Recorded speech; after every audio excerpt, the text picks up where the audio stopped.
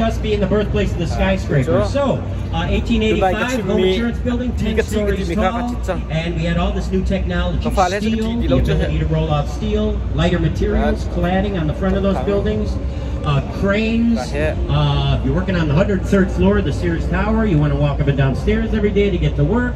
We're talking about the elevator. And did I just say Sears Tower?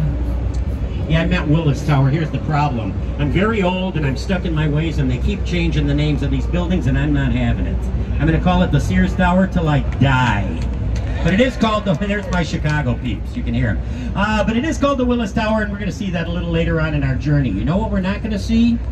That very first skyscraper. We tore that down in 1931. But we got lots of buildings to talk about in its place. I'm going to start right here with the second tallest building in the city of Chicago, Trump International Hotel and Tower from 2009. 96 stories on this beast. Hey, do you see these three setbacks? There's two on this side, one on the other side. It looks like the building sort of took a step backwards. I don't know if you know this about super tall skyscrapers.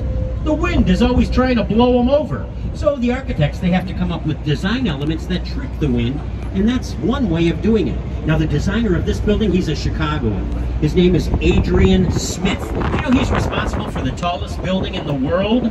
That's the Burj Khalifa in Dubai. And if you want to know how tall the Burj Khalifa is, just put another Trump Tower on top of Trump Tower. That's how tall the Burj Khalifa is. Like I said, we just keep going up and up with these buildings.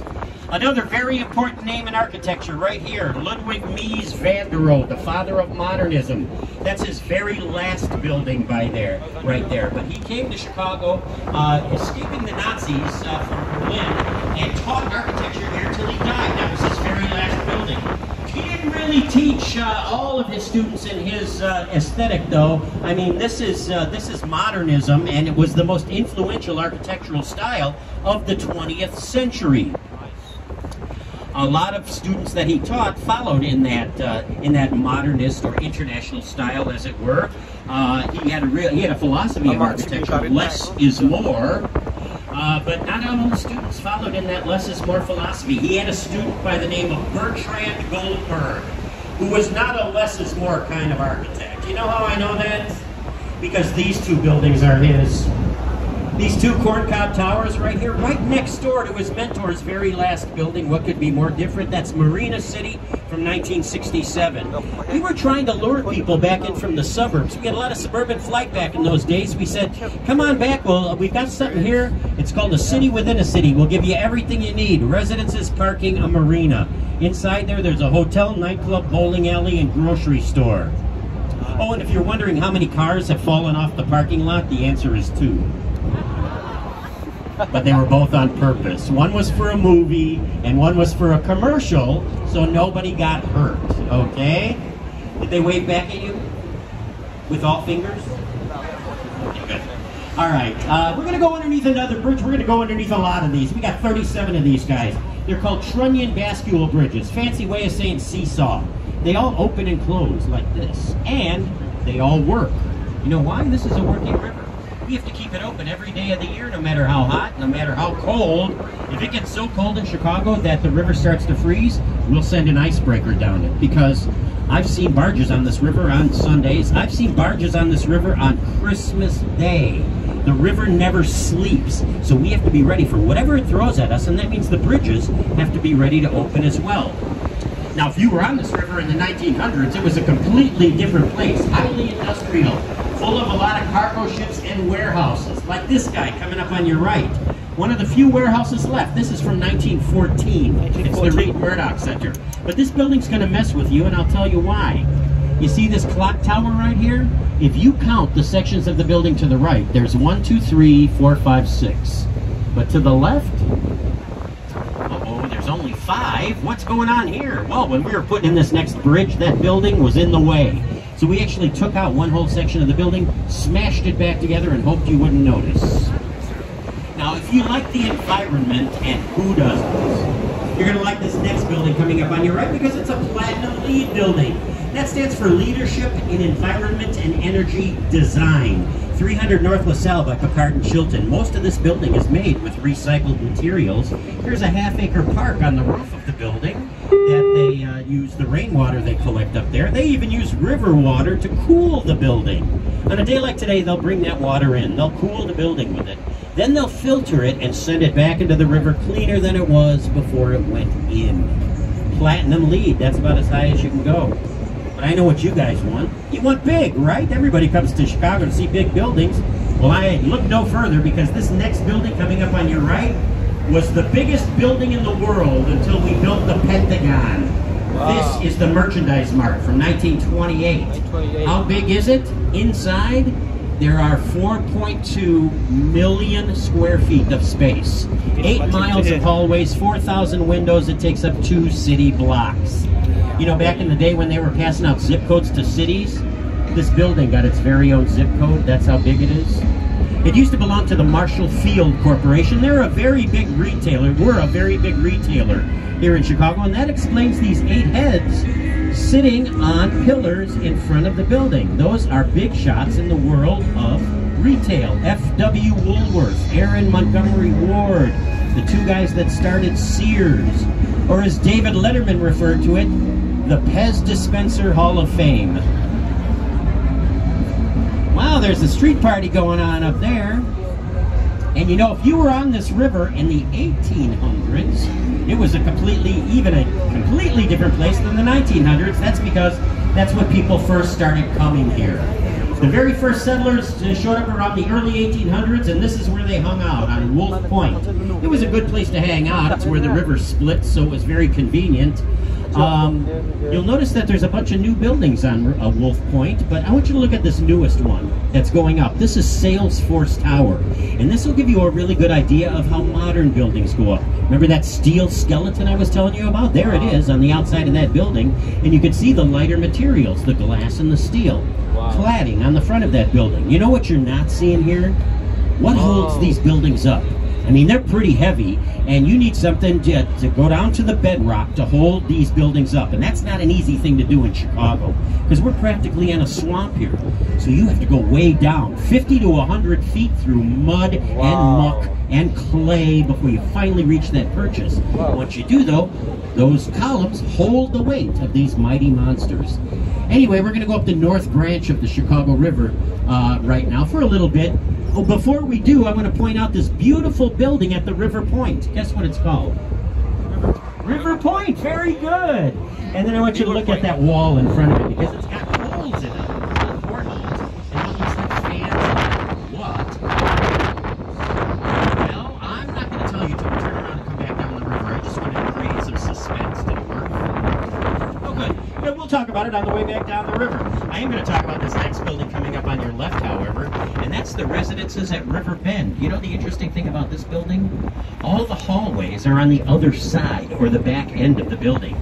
They wanted everyone that purchased condos in there to have spectacular views of the river and the city, and they were not counting on that going up. Ouch. Buyer beware? I don't know what to tell them. They had 20 years of a good view before that happened. In any case, coming up here on your left, this big red building used to be a big cold storage building, a gigantic refrigerator, if you will. It did look nothing like this. It didn't have brick. It didn't even have windows. It was just a poured concrete structure that was insulated with horsehair and cork. And they kept butter, milk, and eggs, you know, perishables in there. But by the 1980s, everybody had their own refrigerator, so they said, all right, we'll turn it into condos. And they hire an architect by the name of Harry Weiss. Now, Harry Weiss is an architect who loves sailing. He liked putting little nods to his favorite pastime in his architecture. Notice the starfish going up the building. To the top, those portholes up there.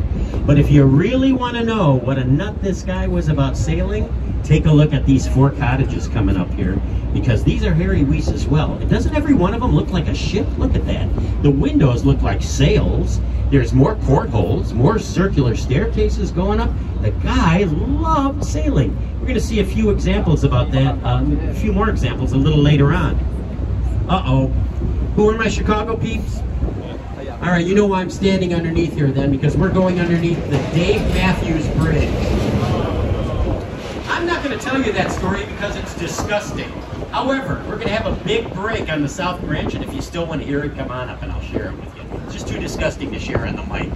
I'm going to talk about this long building right here that looks like it's turning its back on the river. This is the East Bank Club. It's a very exclusive health club in the city of Chicago. But you know, back when they were first putting it up in 1979, they turned their back on the river for a reason. Because back then, this river was very, very filthy. And they didn't want their important clientele to have to look at it or smell it. So they put the entrance on the other side. I mean, Rahm Emanuel works out here. Michael Jordan worked out here. President Barack Obama worked out here. My ex-fiancée Oprah worked out here. Inside you're going to find 2 Olympic-sized swimming pools, 2 NBA-sized basketball courts, 7 tennis courts, a driving range. Get the idea? Pretty exclusive stuff. Now look across the river. These are 70 townhomes from 2002. Okay, so by 2002, clearly we cleaned up the river a little bit. Because otherwise they wouldn't have been charging $1.2 million for a townhome on it. But you know what? Every unit, all 70 of them sold before they broke ground. And now 20 years later, they're going for twice as much. So you can see living on the river has gotten very popular and very, very expensive. The popularity is probably due to the fact that we've been upgraded. Yeah, this river, the water in the North Branch of the Chicago River has been upgraded from toxic to highly polluted. All right. So, yeah, we can charge that much to live on it right now. Hey, you know that butter and milk building I was talking about back there? That's something in architecture that's known as adaptive reuse. That's another fancy way of saying this building used to be one thing and now it's something else. Remember that word. But first I got to ask you a question. Do you smell chocolate? Yes. Isn't that fabulous? We have a chocolate factory a couple blocks away, and the wind is blowing just right. So enjoy, my friends. Okay, adaptive reuse. Building used to be one thing, now it's something else. This building coming up here used to be one thing, and now it's something else. It used to be a big publishing house back in the turn of the 1900s. As a matter of fact, again, it didn't look like this, although it did have windows, didn't have the brick on it. We turned it into what they call soft loft condominiums. Opened it up, open floor space, clad it in brick, put some balconies on it, and then for good measure, we hired people to sit in there and wave at our boat people as we go by. How about that? Isn't that fabulous? No, we gave them something that everyone in Chicago dreams of having. Parking. I don't know if you paid to park to come down here today, but it's a pretty pricey proposition. That was a good call on their part. Not a lot of parking on the street here, and you don't want tickets every day. That gets expensive. Hey, remember those Pez dispensers I was talking about? I mentioned a name there. I wonder if you guys have heard of this guy. He's a really important name in the history of Chicago. Aaron Montgomery Ward. Name's not familiar? Montgomery Ward used to be a huge retail store here in Chicago, but you know what else they were? They were Amazon before the internet, because they invented something called the catalog business. And the catalog business was a huge industry for many decades here in Chicago. This was Montgomery Ward's corporate campus back in those days. Everything from that water tower beyond. Most of these buildings are all relatively new. That building behind the water tower was Montgomery Ward's corporate headquarters. That was designed, by the way, by Minoru Yamasaki. He did the original World Trade Center in New York. In fact, he was building that building in the World Trade Center at the very same time, and he was afraid of heights. In any case, let me tell you what he did, why this catalog business was such a big thing. I don't know why nobody thought of this before, but he was Aaron Montgomery Ward was sitting around one day and he said, you know, those people that live way out in the country, they can't keep coming to Chicago for supplies every week. They got families, they got farms, it's too much of a burden. So I got an idea. I'm going to send them a book with pictures in it. Next to the pictures is going to be a number. If that picture is something they want, they can write down that number, mail it to me, and I'll bring that piece of merchandise to them. Well, that started a revolution. Of course, everybody jumped on that bandwagon. Sears, Marshall Field, Spiegel. But Montgomery Ward did it first. Theirs was called a wish book. And boy, it was huge. Because it had everything you could imagine in there. Clothing, accessories, toys, tools. It had appliances, boats, prefabricated houses. I mean, come on, whatever you can think of was in that catalog. The only difference between then and now was back then, well, there was no 2-day shipping. And there was no tracking numbers. You just knew your stuff was going to show up one day, and it always did. Well, you had to take a journey. You had to send that piece of paper in. That was a week through the U.S. mail back then. 2 weeks these days. And then it had to be processed. Well, they would process it in this next building, adaptively reused as condominiums, but it was their processing department back in the day. After they would process the order, they'd send it to their warehouse. The warehouse, well, it's a pretty big deal. It's the next building coming up. It's huge, really, really huge. But it's not tall, it's very, very long. As a matter of fact, it's so long, the people that worked in this building, when they'd show up for work, they would punch the clock, sit down, and strap on roller skates. And they would roller skate at work all day from one end of the building to the other, dropping off orders and picking up merchandise. You know, when they were turning this building into condominiums, by the way, in the basement they found boxes and boxes of roller skates. It's now the corporate headquarters for Groupon. It's the offices and studios of the Big Ten Network, and it's condominiums. But you know what else it is? It's an excellent example of the Prairie School of Architecture made famous by Frank Lloyd Wright. Now, Frank Lloyd Wright did not design this building, but you can certainly see the Prairie School's influence. Long horizontal lines, for example, or that flat roof, that married to the earth feel you get with the Prairie School. And if Frank Lloyd Wright is one of your heroes, we're going to talk about him a little later. But before we leave Montgomery Ward, I got to tell you something else that guy did that was very important to Chicago. I don't know if you know this, but if you've ever been out on the lake or walking around the lakefront, we have pretty wonderful views of a skyline here in Chicago, especially from the lake. And you know why we have those awesome skylines? It's because of something you don't see in Chicago. And what you don't see here are big, tall buildings right next to Lake Michigan. You don't see the lake and then a big, huge skyscraper right next to it blocking your view of the rest of the city. That's because our city fathers were pretty smart guys. They said the lakefront by rights belongs to the people, and it should remain forever open, free, and clear to the public. Well, Aaron Montgomery Ward remembered this, and every time corporate America tried to put a building out there on the lakefront, he stopped them. And to this day, because of him, we have 30 miles of lakefront in the city of Chicago, and all but 4 miles of it is open green space to the public. So he did us a big favor, and we're gonna, oh, you know what else he gave the world, by the way? It was in their first Christmas catalog. Rudolph the Red-Nosed Reindeer. How about that? That came from Montgomery Ward as well. Hey, look, you're looking at the site of Chicago's first, maybe, casino. That's where the casino is supposed to go. We have a big casino deal happening in Chicago. We think it might be happening there. We'll see, okay? Hey, this would be an excellent time to go down to the bar. You know why? I'm going to be talking about history for the next couple minutes. I'm not going to be pointing at anything. You're not going to miss anything. You can hear me downstairs. I'll even give you a heads up when I'm going to start pointing at stuff again. But I thought now I would tell you a little bit of history and tell you a little bit about how Chicago began.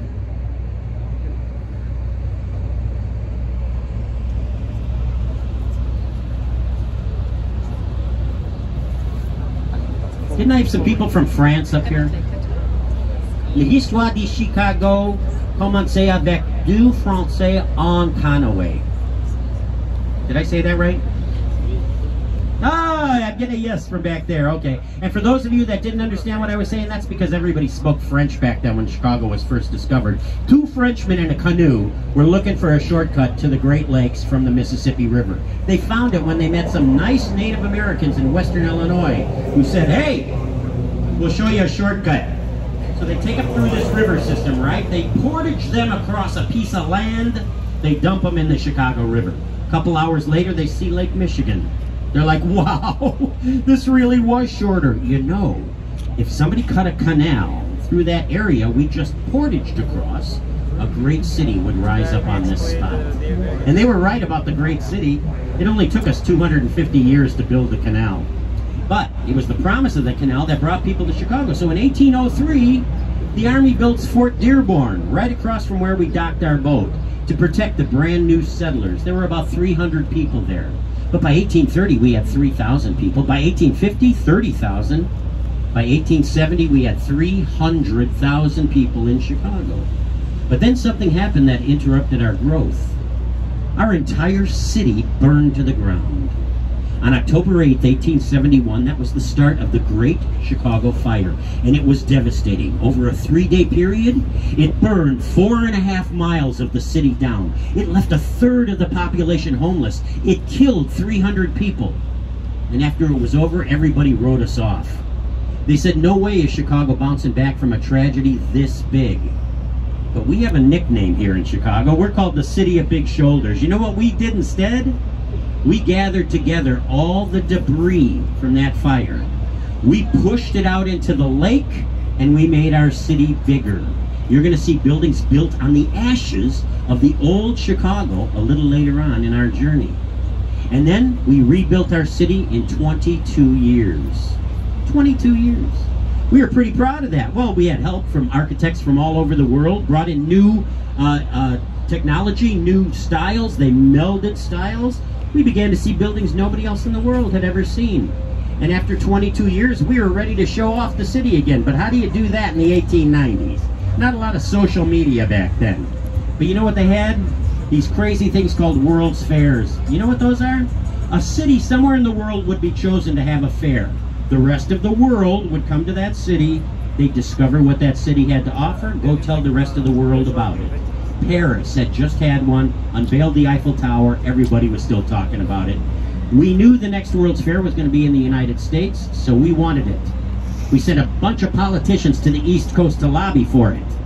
And they lobbied so hard they got it. And they got us another nickname. Yeah, New York wanted the fair too. But when they didn't get it, a New York journalist wrote, well, at least we don't have to listen to those blowhards from Chicago anymore, blathering on about how great their city is. What a bunch of windy windbags. That's how we got our nickname, the Windy City, from our blowhard politicians. You didn't think it was from these strong winds coming in off of Lake Michigan, did you? We're not even in the top 10 windiest cities in the United States. No, it was from our blowhard politicians, but they got us the fair, like I said, and it was pretty spectacular. Ran for 5 months on the south side of Chicago.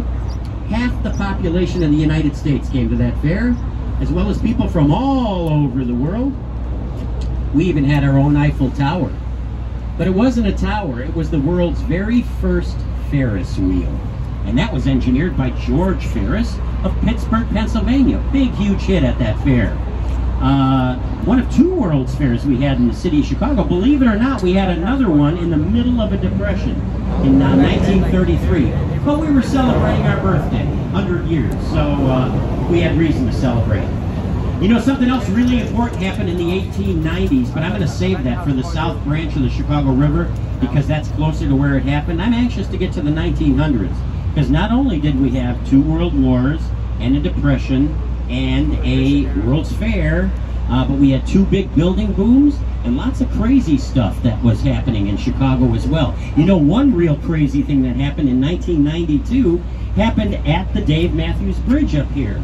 Now, I don't know if you noticed, but in front of a lot of our bridges, you're going to see logs that are lashed together. And they're sitting in the water in front of the bridge. And that's because what those things are doing is they're protecting the bridge from runaway barges. So they're protecting the bridge from damage. But to put those things in, you got to pound them into the riverbed. Well, somebody, we were putting the new ones in here in 1992, and somebody neglected to tell those doing the pounding that there are also 62 miles of tunnels underneath the city of Chicago. And yeah, they punctured one of the tunnels. The next morning, people showed up for work, and nobody could figure out why all the basements in downtown Chicago were filling up with water. They were thought a water main busted. They're looking all over town for it. It wasn't until they saw fish flopping around on the floor of the Thompson Center that they realized the water was coming from the river. By then, they found the big whirlpool right here, and they're throwing mattresses and garbage in there, trying to block it up, but the damage was done. By the time the Navy got in there and poured concrete to stop it, $2 billion worth of damage, and it took 6 months to clean up from that mess. Hey, you guys downstairs, I'm going to start pointing at stuff again because I want to point at this bridge right here. Isn't this a beauty? This is a national landmark. It doesn't go anywhere, that's why it's in the up position. One less bell to answer. when we have to open the bridges. But it reminds us of what built Chicago. Because even though it's the river that discovered us, that's what built Chicago, the railroad. It's because of our location. We're in the middle of the country. So pretty soon, all the rails came through here. Next thing you know, they're stopping here. Then they're moving here. They're moving their businesses and their families here. Everybody's spending their money here. It became the engines of our prosperity. So when it came time to build our big buildings, we didn't move the railroad tracks out of the way. They were way too important to us. We built around them. We built over them. We accommodated them. As a matter of fact, all these buildings coming up on the right side of the boat as we go down the south branch of the Chicago River, they're all built over railroad tracks, and each one presented rather unique problems to the architects. I'm going to share with you how the architects solved these problems. Let's go back to this wall with the holes and the fans in them. You know what those fans are doing? They're actually venting out the fumes from the railroad that runs underneath that building, okay? So there's your first building built over railroad tracks. Now look at this next one coming up. Doesn't it look like they built it upside down by mistake? It's got a base that's 40 feet wide. 40 feet! This ship is 40 feet long. It can practically fit on this ship. And then it juts out for 5 stories and goes up for 53 more stories. How does this building not fall over? Well, it's only been up for a couple of years. But it's made with the world's strongest steel, and it has the coolest thing on the roof. It's called a mass damper system. You know what that is? It's these big buckets of water. And if the wind tries to blow that building over one way, the water in the buckets sloshes back the other way to steady the building, like this. Isn't that some crazy stuff? But you know what? Nothing sat on this plot of land for 75 years. It was thought to be too small because of the railroad tracks behind it, the river in front of it. It wasn't until Getch Partners came up with this rather unique design that we were able to use this at all. Oh, by the way, this building also utilizes the longest steel beams of any building in North America, 120 feet long on those steel beams as well. Now this next building, the Boeing Building, is also built over railroad tracks. And you'll notice there's 2 parts to it. There's a 36-story tower and a little 13-story extension off the back of it. Let's talk about the tower first, because the tower, they had no problem getting those columns in around the railroad tracks to hold the weight of the building, okay? So the railroad tracks weren't a problem for them. However, they were a huge problem for that little extension off the back of it, because that's built over a switching yard. You know what those are, right? The railroad tracks go every which way, so they couldn't go down with their footings. You know what they did instead? They took 5 big steel trusses. They attached them to the middle of the building, away from it, and they hung the back end of the building like this. You can go to the southwest corner of this building, I've done it, and go like this underneath it. Because there is nothing holding it up from below. It is being suspended by a truss system that you'll see on the other side of this next bridge.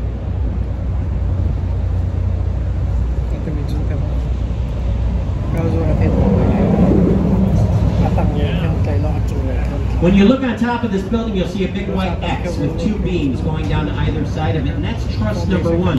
However, don't knock yourselves out, folks, because a couple bridges down, you can see all 5 of them, and I'll point that out to you, okay? You won't be so glary either. And these railroad tracks, by the way, that I'm talking about, they've been here a long time, because this guy's been here a long time. This guy's from 1930. And they had to build over those same railroad tracks. It was only different technology back then. Oh, by the way, I'm not talking about 2 little sets of railroad tracks here, by the way. I'm talking 2 blocks of railroad tracks and 2 massive train stations. There's an Amtrak station underneath here. So, what's it like working in all these buildings with all that stuff going on underneath there? Well, take a look at this next building and you get a pretty good idea. Now, the first thing I want you to notice about this building, the modernist influence, okay? See how influential that architectural style was, that modernism? Now look underneath here, there's one of the train stations, but look at, there's a whole line of beams, and then you've got a row of tracks. Then you've got a line of beams, then you got a row of tracks. Beams, tracks for 2 blocks, okay? Those buildings are soundproofed, and they take the fumes from the trains here, and they vent them out the roof. So if you're in those buildings, you don't hear the trains. You don't see them, smell them, or feel them, but they're there. And it's a good thing, too. Like I said, no trains, no Chicago. Now, coming up here, you're looking at pretty much the same setup. There's the train station. That's our commuter train, by the way. Every day, that brings thousands of people into Chicago. And this building is the twin sister of that building. So there's nothing to look at here. Now, this is the perfect time, however, to turn around and see those 5 trusses holding up that building.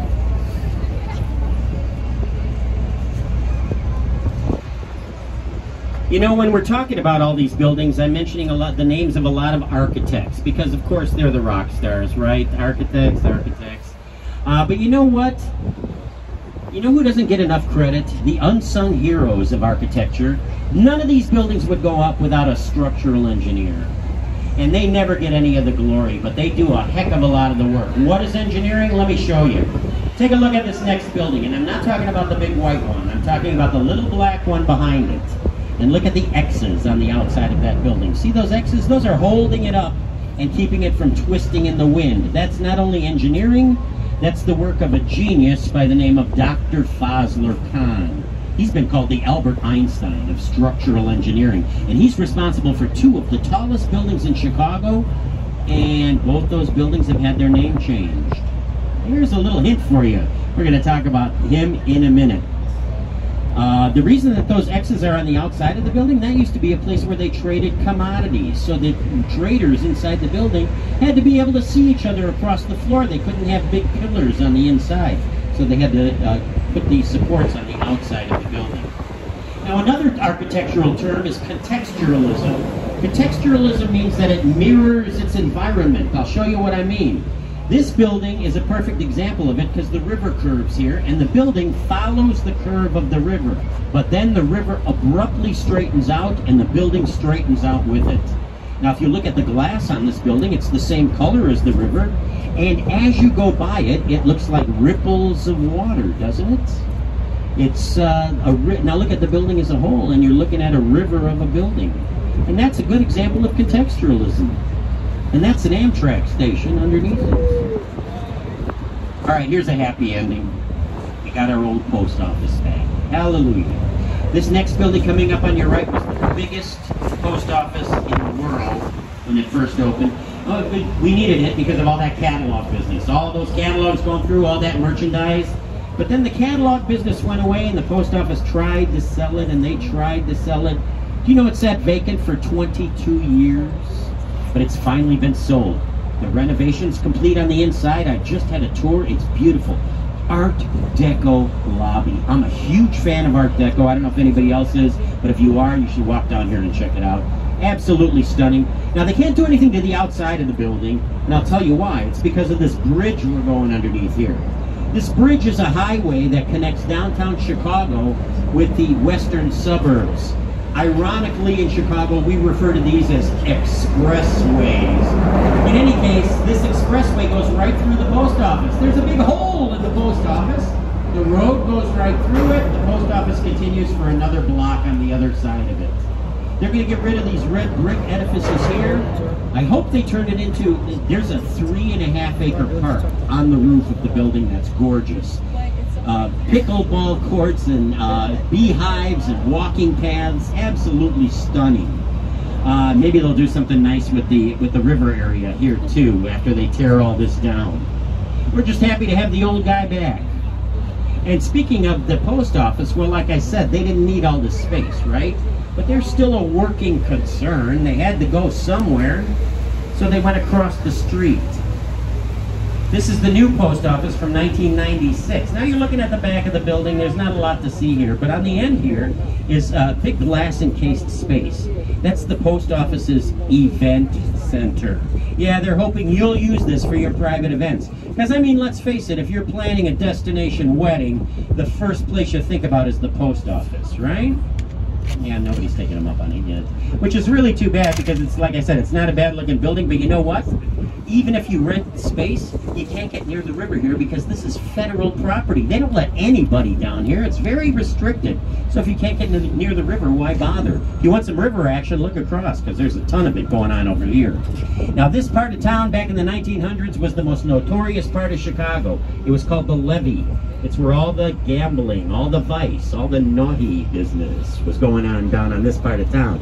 Now it's pretty hot. This is a neighborhood. This is called South Bank, this little section. A bunch of buildings here going up, but did you notice the first thing they put in was the Riverwalk? That's because we have a new ordinance in Chicago that if you're doing new building on the river, you have to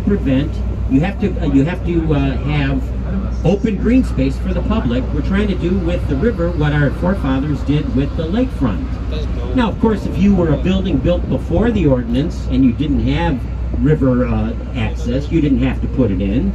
Like this building was built in 1986, coming up here on your left. But they do have river access, because if you live in that building, there's a marina here too. By the way, if this building looks familiar, think back to the Corncob Towers of Marina City. It's the same architect, Bertrand Goldberg. Maybe now you've seen both of his buildings, you'll understand his philosophy of architecture. There are no right angles in nature. Why should I put right angles in my design? Same idea as Marina City. Residences on top, marina down below, amenities in between. But boy, this was a very polarizing building when it first opened. People either loved it or they hated it. And the haters were very, very vocal. Maybe that's why they didn't build 3 more snaking serpentine-like down the river, which is what they were supposed to do. All right, folks, before we take a break here, I've got, I want to point out one more thing. If you look off here to your right, behind the mall, there's a big tower. See that tower sticking up there? That tower's on West DeKoven Street. And West DeKoven Street was where the Great Chicago Fire started. So that's the start of the fire. You know what's on that site today? The Chicago Firefighters Training Academy. So we did learn our lesson. And for those of you that know Chicago, the fire started here and burned all the way to Lincoln Park. All right, I'm going to take a break for a couple minutes, but I'm going to pick it up in Chinatown. Hey, don't let that stop you from coming up and asking me any questions. It's what I'm here for. My name's Joe. In Chinatown, I'm going to talk neighborhoods and history, and maybe I'll talk about that guy, the tallest building in Chicago, the Sears Tower. Oops. See you in a minute.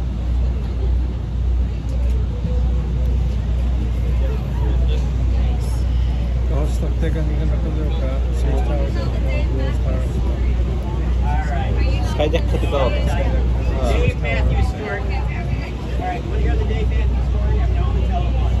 Okay? So Dave Matthews plays a concert with Dave Matthews. Chip Cruise. Chip Cruise Maxim hai. Maya jing diksta. Macam ama achim minggal dekha kan akum di chim khai no to.